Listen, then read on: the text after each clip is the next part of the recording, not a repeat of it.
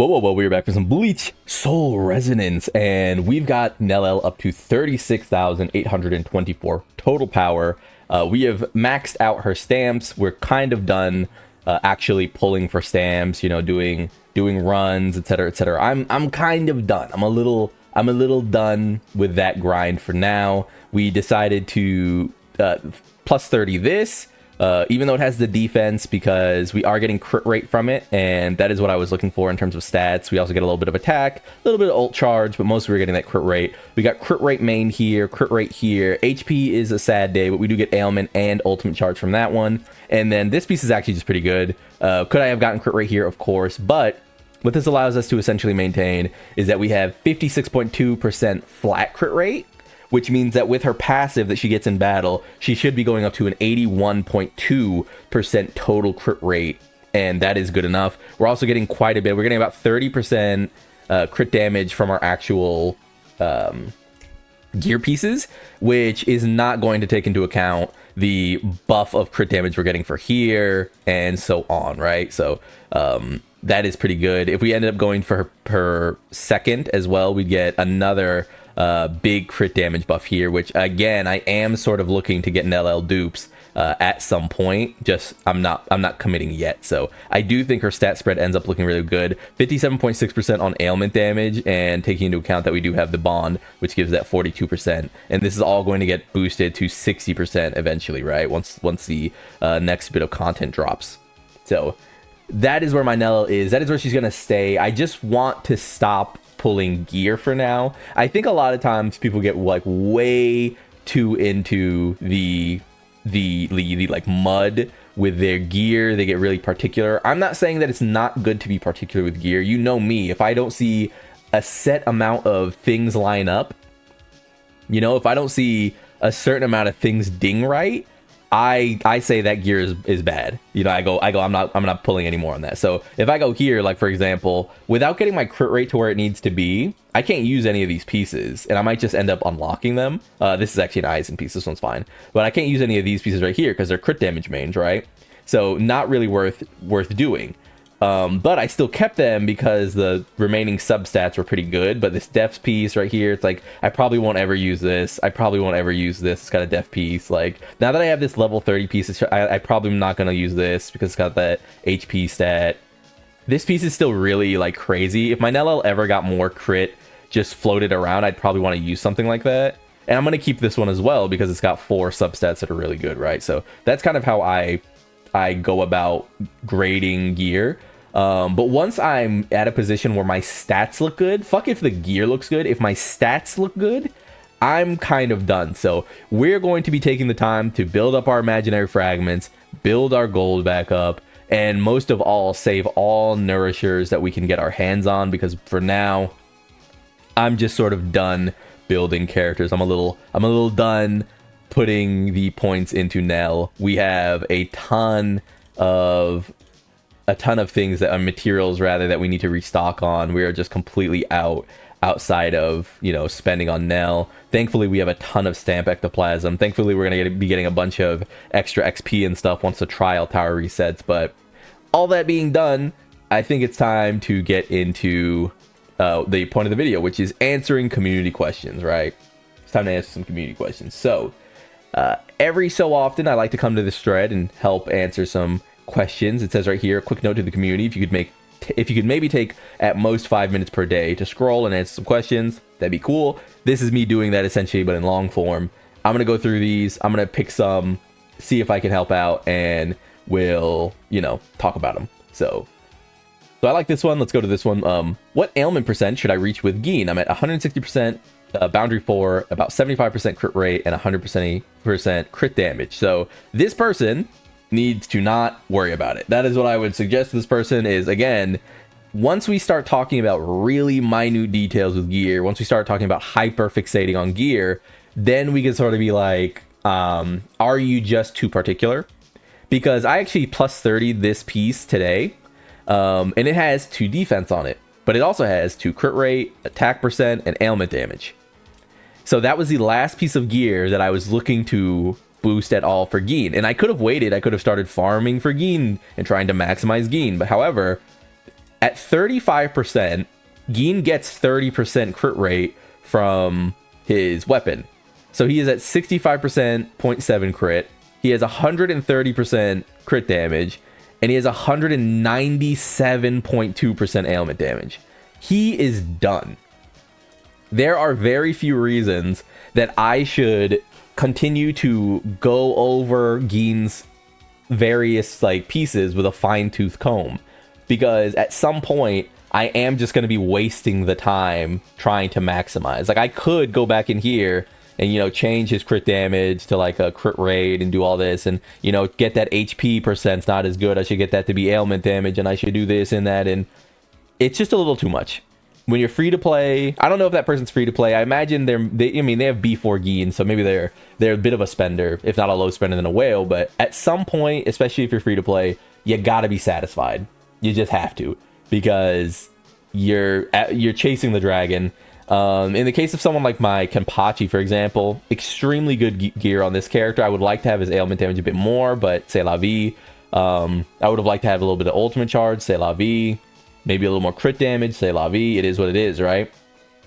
At some point, I might go back in for Kenpachi because I do love this character. If they're your favorite character and min-maxing them is all you really care about, you could have that conversation. But, you know, like I said, at some point, you do just kind of have to, like, relinquish the hold, right? If it is what it is, you know? It is what it is. The only reason I would ever change his gear is if I ever boundary 2'd him.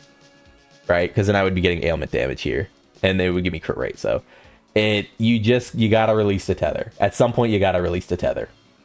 So we have someone saying, was it intentional that they removed the 50% stamp discount for Nell stamps? I believe that they just forgot to put the actual like sticker over it, but you still are getting the reduced cost. Also, they have a second question, which is, when using Urahara's ultimate, is it necessary to drop the Hanawa first, or can you just swap out and get the damage buff immediately? You just swap out. You do not. It actually says on the core stamp, I believe, that you can just swap out when doing this. It applies on its own. I think that's right. So we'll just see. It's oh yeah. They actually go on to clarify. It seems to just be a graphical issue. So I do want to talk about this. I'm not like, oh, I'm gonna do all the comparisons and this and that. But what I would say is, if you're still on the fence about getting Nell, it seems like she is just the new version of like an Isaac character. So, and I talk about this a lot. One, supports will always be more worth it than, you know, tunneling DPS characters. But specifically, if you are trying to make teams, and I would say that we haven't actually gotten the realized version of this right here. What do I mean by that? So we currently have this in game, which is a weekly. Every week, we'll get to reset this and use various teams to complete these missions. You can't use more than one character from another team. So you have to have specified teams for this content. What that means is you do need to build out a roster. What happens in these games a lot, though, is eventually they start putting in sort of power crept versions of this content. And for those, you're going to really feel it if you're like, oh, I'm going to put Tozen in because Tozen is essentially Nelliel.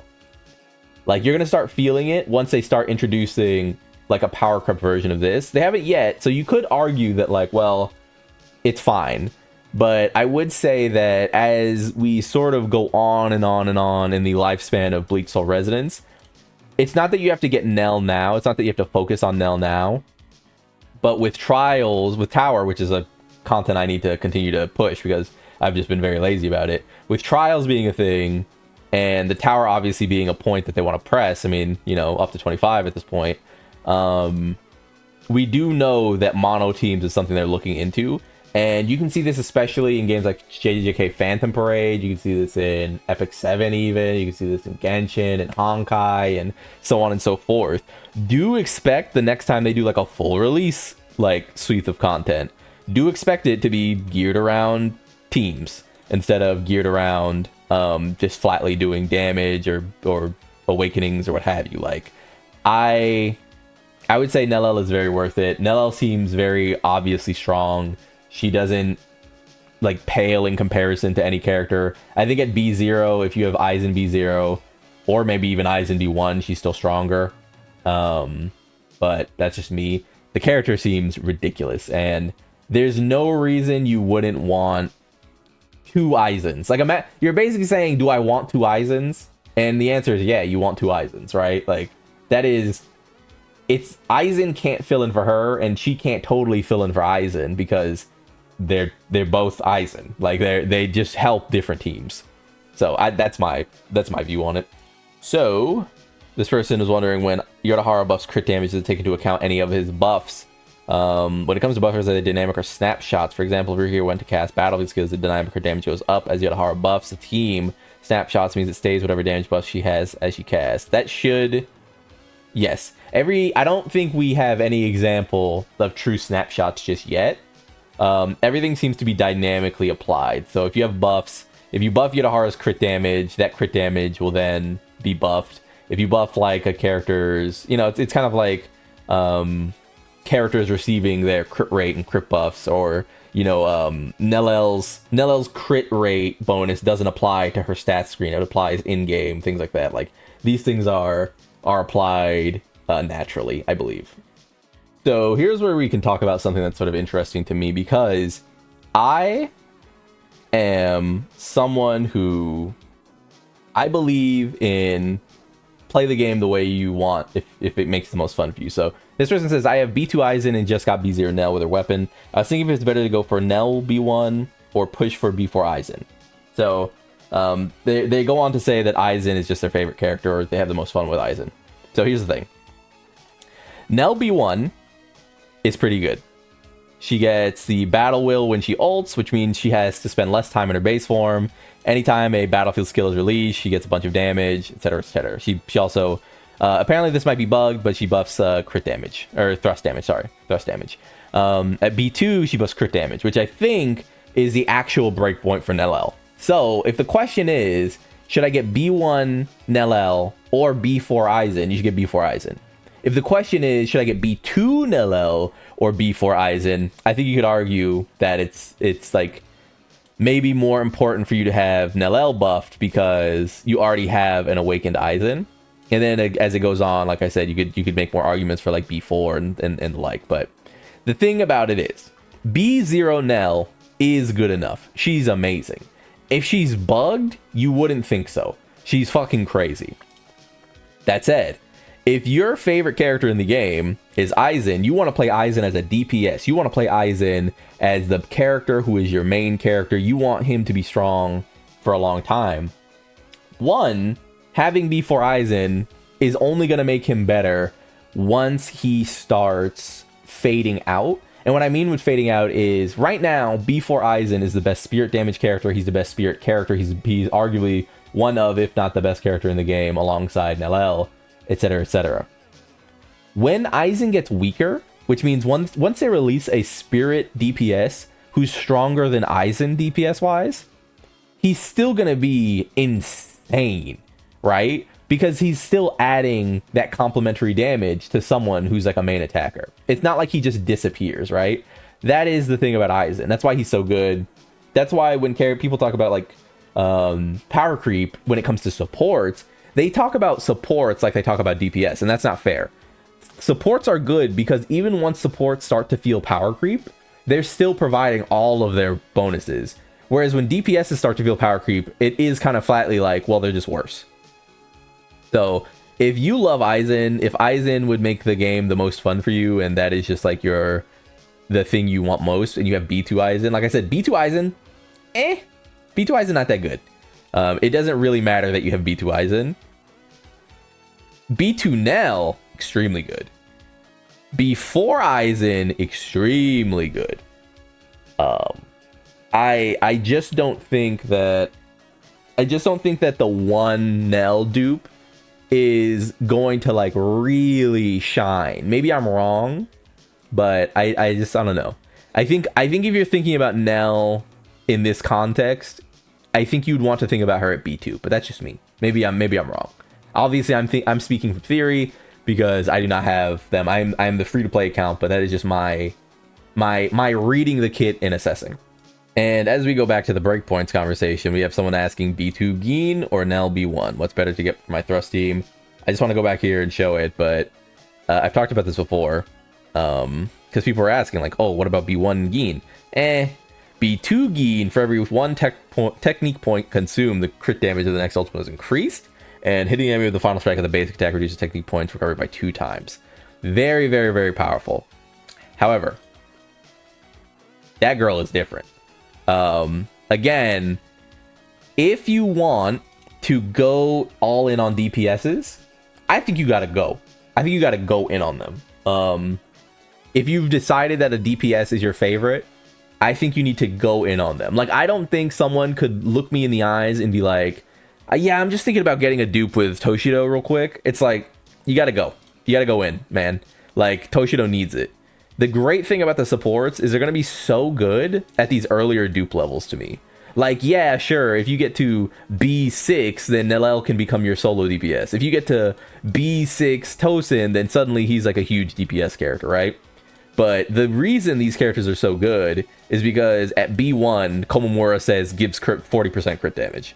So I would say get your Nell boosted, but if maybe you just want to keep pulling on Geen, you got to keep pulling. I'm a free-to-play player and have B1 Aizen and B1 Geen and B0 Tozen. I just unlocked my B1 Nell. I should go for B1 Nelliel or go for B2 Aizen, or save for the next limited SSR. I would say I'm not gonna go in game for this one. B1 Aizen, extremely strong. B1 Geen, B0 Tozen, and you got B0 Nell. You're gonna raise your Nell. I think just play with your Nell for a bit. Play with Nell. Apparently she's got some bugs. Let it resolve. Get some more, you know, rewards. We're gonna get compensation from the bugs if they are intended, if they are bugs and not intended, and so on and so forth. I would say though, try not to miss out on Grimjaw, because we're in a unique position where we're about to see a lot of rewards come in. We're playing Chinese New Year. We're getting a ton of rewards. It's raining Jade. I've already got like 3.5 thousand Jade or something, and it's been like 3 or 4 days. So, you know, it's raining currency right now. It feels very good. Let the rest of the celebration play out. You got to remember that as they get more comfortable revealing characters, we're going to get to actually see the characters teased. Nelliel is around for a long time. Like, you know, we still have like 2.5 weeks of this celebration. Just wait, pace yourself. I think people right now are asking a lot of the same question. Should I dupe this? Should I pull that? Should I dupe this? Who should I pull right now? The answer right now is just build your characters and chill out. 18 more days on this banner. It's about to be 17, so it's been 4 days. 11 more days on this banner. It's about to be 10 days. Just calm down. Everyone just calm down. Like, these banners are up for a while longer. You're gonna be okay. I've got 3.6 thousand Jade like completed as of, like, you know, playing this patch. I had 10,000 when it started, so I've made about 3,000 Jade back. We're not even through 4 days, and we're getting a lot of rewards. We're getting a lot of tickets. We've still got a bunch of Knights gifts and festival check-ins to go through. Tickets here, you know. Just give it some time. Like, genuinely, just give it some time. People are, you know, everyone is racing to finish these characters. You don't have to. The banners are around for a lot longer. In 3 days, we might get a response that Nelliel is bugged, and now she's even better than we could have imagined, which is crazy because she already literally feels insane. Again, should I dupe for Geen or Nell? They're both B0. Again, you don't really have to dupe for either right now. I would say Nell because Geen is a DPS and his B1 is not that good. I would say that. But again, why are you rushing? The banners are up for 2 more weeks, if not 3 more weeks. It's okay. Anything else I just want to get in here? Oh, we're about to get to like a view more comments, so I guess we'll stop here. Is there another way to get new stamp sets besides crafting? Because 10 to 20 charge per piece seems kind of insane at account level 53. Does it just get exponentially better as the highest stamp difficulty? You're gonna go up. It's just that playing the game will net you a lot of stamp pieces as you go on. But if you're new to the game, it is just a slow uptick. But the resource is what it is. You're going, what's really going to happen is, and this will be the final point, and we'll sort of end off here. What's really going to happen is once this resets, you're going to get a ton more. And this resets in a few days, right? 3 days, 4 days. So once this resets in 4 days, you're going to get 300 crafting material.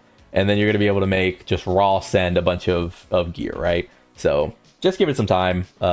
It's slow going, but as I always say, the rush to complete characters in the first week is stressful. But by week 2 and 3, you literally have so much in resources. It's just that initial spend on the character feels overwhelming. But guess what? By the time Grimjaw comes out, I'm going to be able to do max level 100 him. I'm going to be able to max level 100 his weapon. I'm going to be able to max 100 all of his stats, or all of his skills and passives. I'm going to be able to max 100 his actual skills and his levels, and get his, and have more than enough stamp nexus for his gear, and etc, right? And a bunch of stamp XP gear. Like, you will have the resources when it's time. I promise you. But the first week, I mean, I'm literally floating 1,400 dust, like for stamps, and I have nothing to spend it on, right? So you will come into these resources just very plainly once we're in week 2, once we're in week 3. Just give it a little time. The first week of a character release is always very tense on the resources, and as you move further away from that first week, you start realizing, damn, I've got too much resources.